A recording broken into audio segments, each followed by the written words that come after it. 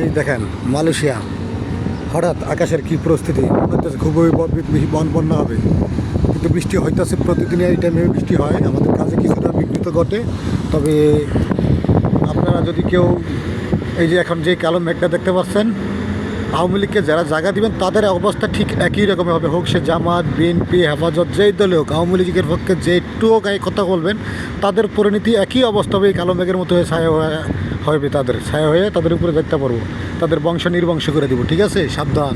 আপনারা যারা এতদিন এই খালাদাদের জন্য সবাই দোয়া করছেন, তারা আল্লাহ যেন সুস্থ করে দেয়, যাতে সবার দোয়াটা বন্ধ করার জন্য আর কি এই হাদির উপরে চালানো হয়েছে গুলি। হাদিকে তো এমনি মারার জন্য প্ল্যান, এরপর আরও কিছু নেতা আছে তাদেরকেও মারার প্ল্যান করতেছে, যেটা আমরা অনেক খবরেই শুনতে পাই বা অনেক নিউজে দেখতে পাই।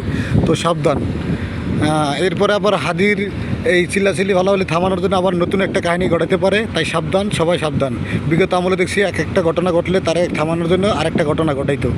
ঠিক আছে, বিগত 17 বছরে এরকম বহুত কিছু দেখছি।